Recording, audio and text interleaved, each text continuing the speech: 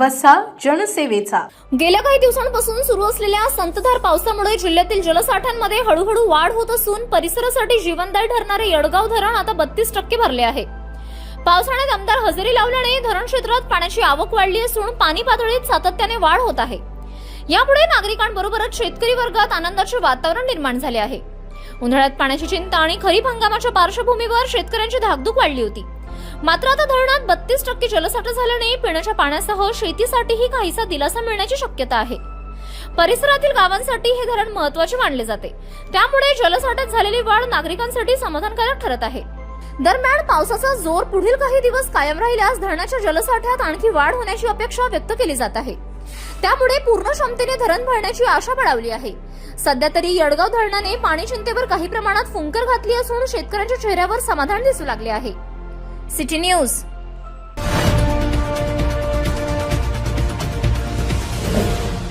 City news वसा जनसेवेचा.